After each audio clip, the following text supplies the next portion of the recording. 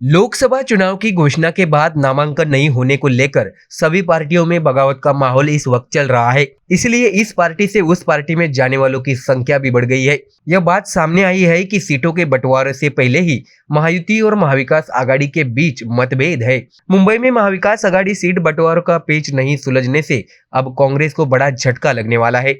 माना जा रहा है कि मुंबई में कांग्रेस के एक वरिष्ठ नेता शिवसेना शिंदे गुट में जाने वाले हैं। आपको बता दें कि यह बात सामने आई है कि महाविकास आघाड़ी में सीट बंटवारे को लेकर अभी भी मतभेद चालू है।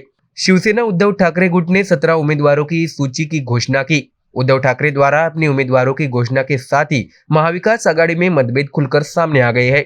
इसलिए कांग्रेस नेता और पूर्व सांसद संजय निरुपम ने पार्टी को अल्टीमेटम दे दिया है। ऐसे में माना जा रहा है कि आने वाले समय में ये नेता शिंदे गुट की राह पर है। कांग्रेस नेता संजय निरुपम एकनाथ शिंदे की पार्टी शिवसेना में शामिल हो सकते हैं। संजय निरुपम इससे पहले शिवसेना में ही थे, इसके बाद वह कांग्रेस में शामिल हो गए थे। अब शिवसेना में 2 गुट हो गए हैं। ऐसे में चर्चा है कि वह अब शिंदे की पार्टी शिवसेना में शामिल होंगे। आपको बता दें कि संजय निरुपम ने यह भी कहा था कि मेरे पास विकल्पों की कोई कमी नहीं है, मैं 1 हफ्ते तक इंतजार करूंगा और फिर फैसला लूंगा। वह इस बात से नाराज थे कि अमोल कीर्तिकर को उत्तर पश्चिम मुंबई से उम्मीदवार बनाया गया था। पूर्व सांसद संजय निरुपम ने चेतावनी दी कि मैं खिचड़ी चोर का प्रचार नहीं करूंगा। मुंबई प्रदेश कांग्रेस के पूर्व अध्यक्ष संजय निरुपम ने टिकट बंटवारे को लेकर शिवसेना पर जोरदार हमला बोला है और अपनी ही पार्टी पर निशाना साधा है। लोकसभा चुनाव से पहले कांग्रेस को बड़ा झटका लग सकता है, क्योंकि कांग्रेस नेता संजय निरुपम के एकनाथ शिंदे की पार्टी शिवसेना में शामिल होने की संभावना है। इसके साथ ही महाराष्ट्र में उद्धव ठाकरे की शिवसेना ने 17 उम्मीदवारों की सूची की घोषणा कर दी है। उद्धव ठाकरे द्वारा अपनी उम्मीदवार की घोषणा के साथ ही महाविकास आघाड़ी में खींचतान शुरू हो गई है। कांग्रेस नेता संजय निरुपम ने अपनी पार्टी कांग्रेस को अल्टीमेटम दे दिया है। कांग्रेस नेताओं ने भी उद्धव ठाकरे के उम्मीदवार घोषित करने पर नाराजगी जताई है। अब देखना होगा कि आने वाले लोकसभा चुनाव में महाविकास आघाड़ी की सीट बंटवारों पर और कितना घमासान मच सकता है। Bureau report MDR news. Lok Sabha चुनाव को लेकर महाराष्ट्र की राजनीति काफी गर्म हो चुकी है। नासिक से उम्मीदवारी तय करने के लिए सांसद हेमंत गोडसे, मंत्री दादा भुसे और मंत्री उदय सामंत मुख्यमंत्री शिंदे से मिलने ठाणे आए थे, तो वही रत्नागिरी सिंधुदुर्ग से सामंत के भाई किरण सामंत आग्रही है। हालांकि इन नेताओं को 5 घंटे तक इंतजार कराते हुए मुख्यमंत्री एकनाथ शिंदे 5 घंटे तक अज्ञात रहे। उनकी प्रतीक्षा करते हुए गोडसे बिना किसी ठोस चर्चा के नासिक लौट आए हैं, जबकि भुसे सामंत मुंबई के लिए रवाना हो गए। इस बीच महायुति में सातारा की जगह नासिक को लेकर इस बीच किसी को भी मुख्यमंत्री के सही ठिकाने के बारे में जानकारी नहीं मिल पा रही है। आपको बता दें कि महायुति में सातारा की जगह नासिक को लेकर चर्चाएं है। हालांकि मौजूदा सांसद के तौर पर हेमंत गोडसे ने शिंदे के लिए यह सीट न छोड़ने के लिए कहा है। इसके लिए वह पहले भी जोरदार शक्ति प्रदर्शन दिखा चुके हैं। आपको बता दें कि गोडसे भुसे शुक्रवार को ठाणे में मुख्यमंत्री एकनाथ शिंदे के आवास पर गए थे। उसके बाद उदय सामंत भी वहां पहुंच गए। वे 2 घंटे तक इंतजार करते रहे। इसके बाद गोडसे ने सांसद श्रीकांत शिंदे से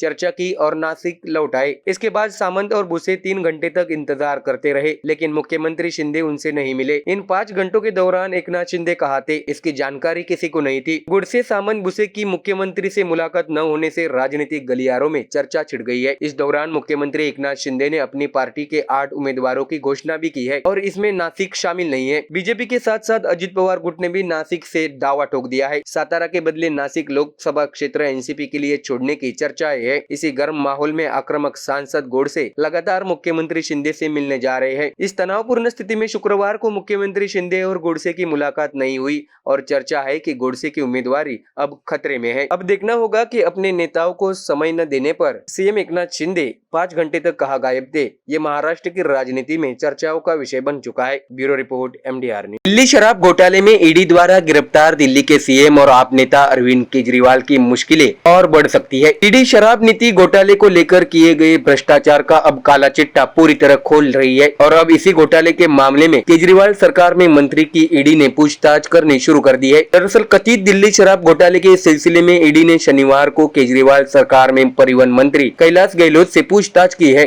ईडी के दूसरे समन पर ही दिल्ली सरकार के मंत्री आज सुबह 11:30 बजे ईडी दफ्तर पहुंचे, जहां उनसे करीब 5 घंटे तक पूछताछ की गई। पूछताछ के बाद ईडी दफ्तर से बाहर निकले कैलाश गहलोत ने मीडिया से बातचीत की है। उन्होंने उन्होंने कहा कि ईडी अधिकारियों ने पूछे गए सभी सवालों का जवाब दिया गया है। कैलाश गहलोत ने कहा कि मैं वसंत कुंज में एक निजी मकान में रहता हूँ। डीपीएस स्कूल हमारे घर के बहुत करीब है, इसलिए मेरी पत्नी और बच्चों ने वहाँ से शिफ्ट होने से इनकार कर दिया। इसलिए यह मुझसे जानकारी ली गई कि विजय नायर वहाँ रहते हैं या नहीं। हालांकि मुझे इसके बारे में कोई जानकारी नहीं है। कैलाश गहलोत ने कहा, मुझे पहला समन 1 महीने पहले विधानसभा सत्र के दौरान मिला था। मैंने ये कहते हुए समय मांगा था कि विधानसभा सत्र चल रहा है, क्योंकि एक मंत्री के तौर पर कई सवालों के जवाब देने होते हैं। इसके साथ ही ईडी ने किसी भी तरह की मुख्यमंत्री से मुलाकात के लिए बैठक नहीं बुलाई। आपको बता दें कि कैलाश गहलोत उस मंत्री समूह का हिस्सा थे जिनसे आबकारी नीति मसौदा तैयार किया गया था। इसके चलते ही ईडी ने उन्हें समन जारी किया था। इसके साथ ही कैलाश गहलोत ने मीडिया से बात करते हुए ये भी कहा कि मैं गोवा चुनाव प्रचार का हिस्सा नहीं था। आरोप है कि शराब घोटाले में कथित अपराध का पैसा गोवा चुनाव में इस्तेमाल किया गया था। इस सवाल पर कैलाश गहलोत ने कहा, मैं इस पर कोई टिप्पणी नहीं कर सकता, क्योंकि मैं कभी भी गोवा चुनाव अभियान की योजना का हिस्सा नहीं था। तो देखा अपने शराब नीति घोटाले के सिलसिले में अब ईडी ने आपके नेताओं की मुश्किलें और भी बढ़ा दी है। ऐसे में आने वाले दिनों में केजरीवाल की मुश्किलें और भी बढ़ सकती है। Bureau report, MDR news. Maharashtra में सांगली लोकसभा क्षेत्र से चुनाव कौन लड़ेगा, इससे शिवसेना उद्धव बाळासाहेब ठाकरे और कांग्रेस के बीच अब मतभेद और बढ़ गए हैं। शिवसेना प्रमुख उद्धव ठाकरे द्वारा चंद्रहार पाटिल की उम्मीदवारी की घोषणा के बाद कांग्रेस कार्यकर्ता और अधिक आक्रामक हो गए हैं। उधर कांग्रेस के रुख से शिवसेना पदाधिकारी भी असहज है, इसलिए दोनों पार्टियों के कार्यकर्ताओं के बीच कार्टून वॉर देखने को मिल रहा है। महाविकास आघाड़ी के बीच दो फाड़ होता नजर आ रहा है और इस सबके बीच बीजेपी कार्यकर्ता जमकर मजे काट रहे हैं। आपको बता दें कि सांगली लोकसभा क्षेत्र कभी कांग्रेस का गढ़ माना जाता था, जबकि कांग्रेस गुट अभी भी जिले में काफी हद तक काम कर रहा है। शिवसेना, जो महाविकास आघाड़ी का एक घटक दल है, उन्होंने सांगली से डबल महाराष्ट्र के केसरी चंद्रहार पाटिल की उम्मीदवारी की अब घोषणा कर दी है।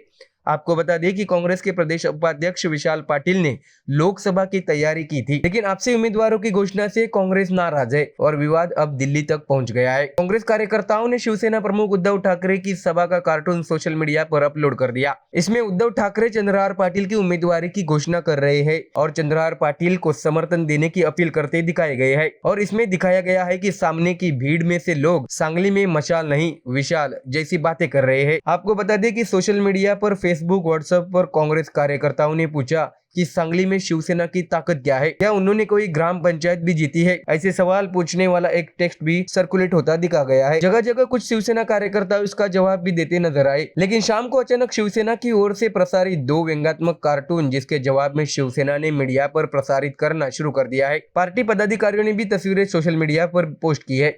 इसमें बताया गया कि विशाल पाटिल और प्रतीक पाटिल कितने वोटों से हारे हैं। इसके अलावा व्यंग चित्र हमारी पार्टी की खासियत है, पार्टी का जन्म ही इसके साथ होता है, इसलिए हमारे हथियार का इस्तेमाल हमारे खिलाफ करने से पहले 10 बार सोचना चाहिए। हालांकि दोनों सहयोगी दलों द्वारा एक दूसरे के खिलाफ की गई टिप्पणियों का भाजपा कार्यकर्ताओं के लिए खुशी का कारण बन गई है। अब देखना होगा कि आने वाले दिनों में कांग्रेस और शिवसेना यूबीटी के बीच सांगली लोकसभा क्षेत्र को लेकर और कितना घमासान मचता है। Bureau report, MDR news.